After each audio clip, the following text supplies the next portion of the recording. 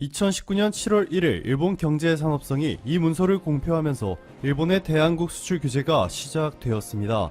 내용은 여러분들도 이미 아시다시피 한국의 반도체 제조 공정에서 사용되는 필수 소재들인데요. 이미 삼성, SK, LG가 비슷의 속도로 일부 소재를 국산화에 성공하였고, 독일, 러시아, 중국 등으로부터 일본을 대체할 탈일본 플랜을 구체적으로 수립하면서 일본의 대한국 규제가 완전히 무용지물이 되었습니다.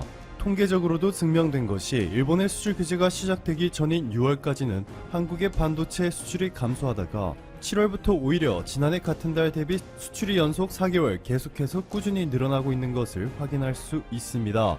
일본은 한국의 수출 규제를 하기 전부터 이 정도 시나리오는 예상했을 겁니다. 아무리 내수 시장에만 의존하고 혁신과는 거리가 멀고 일본 부자 순위 2위인 손정희 소프트뱅크 회장조차도 일본 기업인들을 초식 공룡이라 부르고 있는 일본이라지만 한국의 삼성과 SK하이닉스가 D램 메모리 반도체 점유율 74%로 독점하고 있다는 것과 전원이 꺼져도 정보를 기억하는 D램보다 빠르게 성장하고 있는 낸드 플래시 반도체도 삼성이 전 세계에서 압도적인 1위를 기록 중인 것, 그리고 삼성이 2030년까지 133조 원이라는 천문학적인 자금을 투자해 메모리 반도체뿐만 아니라 전세계 비메모리 반도체 시장까지 1위를 달성해 600조 원에 육박하는 세계 반도체 시장을 주도할 것이라는 것까지 일본은 이미 알고 있었을 것입니다. 아무리 일본이 한국의 비상식적인 경제 보복을 가하고 있다고는 하지만 한국 기업들을 분석할 수 있는 경제 전문가들은 일본에 당연히 많겠죠. 오히려 한국의 수출 규제를 시행한 이후 지난해 같은 달 대비 일본의 수출이 7월에는 마이너스 1.6%, 8월에는 마이너스 8.2%, 9월에는 마이너스 5.2%로 급속도로 하락하고 있는 것이 이렇게 증명이 되고 있는데도 일본은 여전히 아직까지도 지구상에서 가장 비논리적인 발언들로 한국을 도발하고 있습니다. 니혼 게이자이 신문은 한일 관계가 악화되었을 때마다 한국의 정책들이 용두사미가 많았다며 한국의 국산화는 경제 원리에 맞지 않고 일본과의 국제 분업이 합리적이다 라고 전했고, 니혼 게이자이의 영문판인 니케이 에이시안 리뷰는 한국과 일본의 관계가 악화될 때마다 한국이 탈일본 정책을 반복하고 한국 대기업들이 일본과 거래를 하고 싶어 한다고 보도하였습니다. 여기에 일본의 아베 총리는 국정을 운영하는 정권으로서 지켜야 할 기본은 양보할 생각이 없다라며 여전히 일본의 수출 규제가 완전히 실패하였음을 인정하지 않고 있고요. 하다못해 일본은 최근 한일 정상 간의 환담 사진을 한국 측이 무단으로 촬영해 언론에 내보낸 것까지 트집을 잡기 시작하였죠. 왜 그럴까요? 도대체 왜 한국이 전혀 타격을 받지 않고 오히려 일본 기업들과 일본 국민들의 세금이 낭비되는데도 한국에 이렇게 무모한 도발을 계속하는 것일까요? 지금부터 이 질문에 대한 충격적인 답변을 지금 바로 알려드리도록 하겠습니다. 우선 아베 정권은 여러분이 생각하는 것보다 똑똑하지 않습니다. 적지 않은 수의 분들이 일본이 한국의 수출 규제를 시행하기 전에 한국이 취할 수 있는 모든 경우의 수를 계산하고 지금까지 철저한 계산 아래 움직이고 있다며 우려의 목소리를 제기하시는 분들도 계시는데요. 현재 일본의 정권은 그렇게 똑똑하지 않습니다. 단순하게 아베 총리와 측근들의 IQ가 낮다고 비하하는 것이 아닙니다. 아베가 일본의 총리로 당선된 이후 자신의 영향력을 강화하기 위해서 내각 인사국이라는 것을 만들었는데요. 오사카 유지 교수가 SBS CNBC의 교양 프로그램 블루베리에 출연해서 아베 총리가 만든 내각 인사국에 대해서 이렇게 말합니다. 원래는 총리의 정책에 대해 비판적인 시각을 밑에서도 제기할 수 있었지만 지금은 못해요. 그런 짓을 했다가는 잘릴 수도 있고 한직으로 가는 등 출세할 수가 없게 되었어요. 즉 이제는 아베 총리가 아무리 치명적인 실수를 저지르고 있어도 그 누구도 일본 내에서는 따끔한 비판의 목소리를 낼 수 없게 된 것입니다. 일본 언론들도 마찬가지입니다. 2010년 일본의 언론 자유지수는 전세계 11위까지 올라갔지만 최근에는 70위 밖으로까지 추락한 것을 확인할 수 있습니다. 이러니 일본 국민들조차도 일본 언론들을 통해 확실한 팩트들을 습득하기가 어려운 것이죠. 자, 이렇게 똑똑하지도 못하고 언론 자유지수도 심각하게 낮은 일본에서 아베 총리는 그의 정치 인생에 가장 큰 위기를 맞이했습니다. 아베 총리의 부인 아베 아키에가 명예교장으로 있는 일본의 모리토모 학원이 국유지를 헐값에 매입한 사건 기억하시나요? 일본의 재무성이 보유하고 있었던 오사카에 있는 초역세권 땅을 매매가보다 무려 85%나 싸게 모리토모 학원에 넘긴 것인데, 지금 보시는 것처럼 바로 옆에 있는 비슷한 크기의 땅이 142억 원에 거래가 되었고, 해당 부지의 실감정가액도 100억 원에 육박하였습니다. 그런데 아베 아키에가 명예교장으로 있는 모리토모 학원이 이 땅을 13억 원이라는 85% 특별 할인된 금액에 산 것이 들통난 것이죠. 여기에 이를 감추기 위해 공문서 조작 의혹까지 더해지면서 상황은 더욱 심각해졌습니다. 모리토모 학원 스캔들에 관한 대목을 문서에서 삭제해 국회에 보고한 사실이 발각되자 아베 총리가 결국에는 대국민 사과를 했죠. 국민 여러분께 깊이 사죄드린다 면서도 왜 이런 사태가 벌어졌는지 아소다로 부총리에게 책임을 다하도록 하겠다며 책임 떠넘기기 기술까지 구사하였습니다. 이러면서 대충 마무리되는가 싶었는데 아베 총리에게 또 한 번의 대형 악재가 터졌습니다. 지난 수십 년 동안 일본 수의사협회가 일본 내 수의사가 부족하지 않다라는 의견을 일관되게 제기하고 있어서 1984년부터 실제로 일본 대학들이 수의대를 신설하는 것을 허가해주지 않고 있었는데요. 아베 총리가 1970년대 미국에서 유학 시절 만난 아베의 친구가 이사장으로 있는 각해 학원이 수의학과를 신설하고 지난해 4월부터 학생들을 받기 시작하였다는 소식이 알려지면서 상황은 더욱 악화되었습니다. 이렇게 초대형 악재가 연속으로 터지자 일본 내에서 아베 내각에 대한 비판의 목소리가 하늘 높이 치솟았고, 이를 잠재우기 위해서는 특단의 조치가 필요했는데요. 특히 2019년 7월 21일 예정되었던 제25회 일본 참의원 선거에서 이겨야만 아베 내각이 유지될 수 있었기 때문이죠.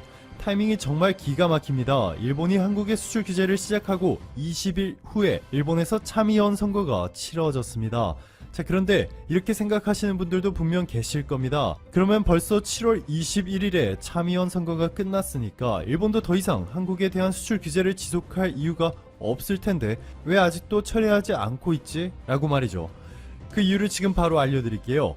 일본에는 참의원과 중의원이 있습니다. 그런데 중의원 우선주의라고 해서 일본에서는 중의원의 권력이 절대적입니다. 참의원이 다른 의견을 제시한다면 중의원의 결정을 우선시하죠. 헌법 개정을 제외하고 나머지는 중의원의 파워가 절대적으로 높다고 보시면 됩니다. 참의원 선거는 7월 21일에 이미 끝났지만 일본의 중의원 선거가 남아 있습니다. 아베 내각은 일본의 언론이 최대한 우호적인 시점에서 중의원을 해산시키고 다시 조만간 선거를 하려고 노리고 있죠. 원래는 올해 안으로 중의원 선거를 개최할 것이라는 의견이 지배적이었는데요. 아베 총리가 전혀 예상하지 못한 일들이 최근 들어 너무나 많이 동시다발적으로 터져버리고 말았습니다. 미국 1위 언론사 블룸버그가 최근 충격적인 보도를 하나 냈는데요. 일본의 수백 개의 도시들이 버려질 것 이라며 현재 1억 2600만 명의 일본 인구 중 절반이 고작 일본 전체 면적의 14%에 살고 있고 이미 세계에서 가장 심각한 고령화 국가로 경제가 몸살을 앓고 있는데, 보시는 것처럼 세계에서 세 번째로 빠르게 일본의 소도시 인구가 감소하고 있습니다. 블룸버그가 결코 오버하는 것이 절대 아닙니다. 일본의 니케이 마케팅 저널의 보도에 따르면 최근 미쓰코시 이세탄 홀딩스, 이즈츠야, 오누마 등의 일본 대기업들이 일본 지방의 대형 백화점들을 동시다발적으로 폐점하고 있는데요. 2010년 이후 가장 심각한 수준인 것으로 전해졌습니다. 이러한 상황 속에서 한국에서 일어난 일본 불매운동이 아베 총리가 상상했던 수준을 압도적으로 뛰어넘어 버리며 한국인들의 일본 여행이 급격하게 감소하자 한국인 관광객에 절대적으로 의존했던 수많은 일본 지방 도시들이 사상 초유의 위기를 맞이하게 되죠. 일본 지자체는 결국 버티지 못할 것 같아 일본 정부의 한국 관광객이 줄어들어 너무나 힘들다고 하소연했지만 아베 내각으로부터 돌아온 대답은 한국에 의존하는 구조 자체가 비정상이다.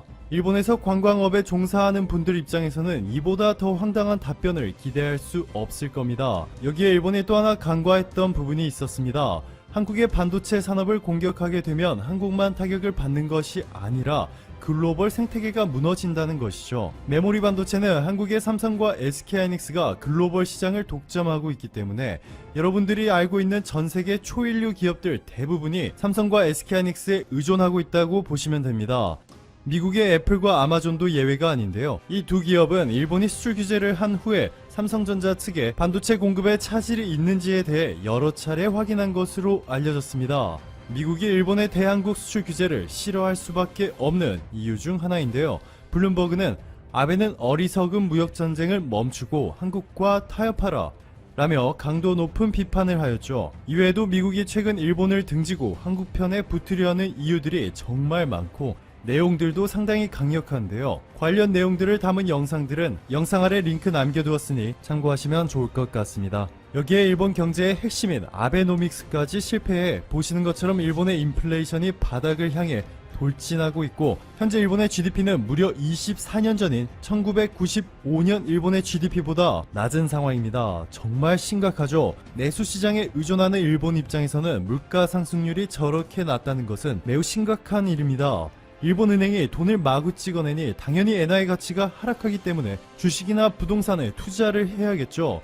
현금으로 가지고 있으면 100% 손해니까요. 그런데 물가가 오르지 않으면 일본 기업들의 수익성이 하락하고 부동산도 약세를 보이기 때문에 가계 소비가 줄어드는 악순환이 이어지게 됩니다. 일본 경제를 살리기 위해서는 한국 수출 규제를 철회하고 한국에 적극적으로 도움을 요청해야 하는데, 그렇게 하려니 자민당이 곧 치러야 할 일본 중의원 선거에서 참패를 당할 것 같고, 그렇다고 계속해서 시간을 끌자니 일본의 지방 도시들과 삼성, SK, LG 등의 한국 대기업들에 수출하던 일본 기업들의 타격이 너무나 심각한 데다가 미국을 포함한 국제사회의 비난까지 쏟아지고 있어 이러지도 저러지도 못하는 딜레마에 빠져버렸습니다. LG전자가 구미 TV 생산 라인 일부를 인도네시아 TV 공장으로 옮겨 인도네시아를 아시아 TV 생산 거점으로 육성한다. 코로나로 해외 공장을 국내로 유턴시키는 리쇼어링 움직임 속에서 장기적인 글로벌 경쟁력을 위해 해외 생산을 더 강화한 것이다. LG전자는 20일 이르면 올해 내 구미 TV 생산 라인 6개 중 2개를 인도네시아 지비뚱 공장으로 이전한다며 인도네시아 공장의 조립, 품질 검사, 포장 등 전 공정의 자동화 설비도 대거 확충해 생산 능력을 50% 늘릴 계획이라고 밝혔다. 구미 공장은 앞으로 롤러블 TV와 월페이어 등 일부 프리미엄 제품 생산만 하고 DTV 등 아시아 시장에 공급하는 주력 제품의 생산은 인도네시아로 넘어가게 되는 것이다. 업계에 따르면 생산 라인이 이전되면 구미에서 생산하던 200만에서 300만 대 가량의 TV 물량이 인도네시아로 옮겨지게 된다. 지난 1995년 준공된 지비뚱 공장은 TV, 모니터, 4인이지 등을 생산하고 있다. LG전자는 이전부터 아시아 생산 라인 통합 차원에서 인도네시아 TV 공장 생산 규모를 늘리고 있었다며 코로나 사태 등 비상 상황이 발생할 경우 인도네시아 일부 생산 물량을 한국에서도 생산할 수 있게 대비할 계획이라고 밝혔다. 이번 결정은 코로나 사태로 각국 정부가 기업 생산 시설을 자국으로 돌리는 리쇼어링 흐름 속에서 반대로 가는 것이다. LG전자는 글로벌 TV 시장 수요가 정체된 데다 중국 업체의 저가 공세로 가격 경쟁력이 심화된 상황에서 빠르게 변화하는 경영 환경에 대응하기 위한 차원의 결정이라고 설명했다. 장기적인 글로벌 TV 시장에서의 경쟁력 확보 위해서는 코로나로 인한 불안정성 속에서도 해외 생산 라인을 강화할 수밖에 없다는 설명이다. 업계에 따르면 인도네시아는 한국에 비해 인건비가 7분의 1 수준이다. LG전자는 별도의 구조조정 없이 사무직과 기능직을 포함한 구미 사업장 인력을 전원 재배치한다는 방침이다. 구미 공장의 TV 관련 직원 500여 명 중 대부분은 같은 사업장 내 TV 생산 라인과 태양광 모듈 생산 라인에서 근무를 할 예정이다. 일부 직원들은 경기도 평택 소재 LG디지털파크로 근무지를 옮기고 TV 관련 서비스와 연구 개발을 지원하는 업무를 맡게 된다. LG전자는 이번 TV 생산 라인 조정을 통해 구미 사업장을 글로벌 TV 생산의 마더 팩토리이자 컨트롤 타워로 두고 권역별 거점 생산 체제를 강화할 계획이다. 아시아는 쯔비뚱, 유럽은 노아바, 북미는 레이노사, 멕시칼리에 위치한 생산 공장이 각각의 시장에 TV를 전담 공급하고 있다. 한편 지난해 일본 정부의 소재, 부품 수출 규제 이후 삼성, LG 등 한국 기업들이 타국 부품으로 수입선을 다변화하면서 일본 소재 업체들이 잇따라 타격을 입고 있다고 니혼게이제이 신문이 보도했다. 한국에 대한 보복으로 반도체, 디스플레이 핵심 소재 수출을 막았는데 거꾸로 일본 소재 수출 기업들의 실적이 악화되고 있다는 것이다. 니혼게이제이 신문은 20일 일본 정부의 수출 규제 이후 한국 기업들이 대체 가능한 공정 도입을 서두르고 있다며 탈일본으로 일본 소재 부품 회사들의 타격이 계속 이어지고 있다고 보도했다. 일본 정부는 지난해 7월부터 반도체, 디스플레이 생산에 필수적인 불화수소, 포토레지스트, 플로오린 폴리미드 등 3종 소재의 한국 수출을 규제했는데 1년 가까이 지난 현재 한국 기업들이 대체 공정 마련에 성공하면서 일본 기업이 역풍을 맞고 있다는 것이다.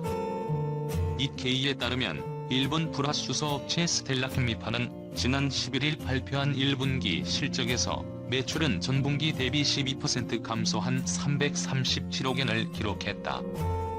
영업이익은 32% 감소한 24억 엔이었다. 95% 이상 고순도 불화수소 출하량은 전분기 대비 30% 감소한 것으로 나타났다.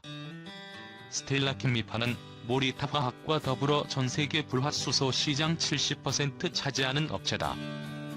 스텔라케미파 측은 한국에 대한 수출관리 규제 영향으로 수출 판매가 감소했다고 밝혔다. 모리타화학은 지난 1월 한국 수출 규제 완화 이후에도 한국 판매량이 지난해 수출 규제 이전보다 30% 줄어든 것으로 나타났다. 모리타화학은 한 번 뺏긴 납품량을 되돌리기까지 시간이 걸린다고 밝혔다. 일본 소재 기업들의 실적 악화는 주요 판매처인 한국 기업들이 조달 전략을 바꾸기 시작하면서 시작됐다. LG 디스플레이는 지난해 11월부터 스텔라케미파의 불화수소 대신 한국 솔브레인 제품으로 대체하고 있다. 삼성전자도 반도체 제조 공정에 들어가는 불화수소 일부를 국내 업체에서 조달하고 있는 것으로 알려졌다. 니케이는 한일 정부 간접 대감이 일본 산업 현장에 근심을 가져오고 있다고 전했다.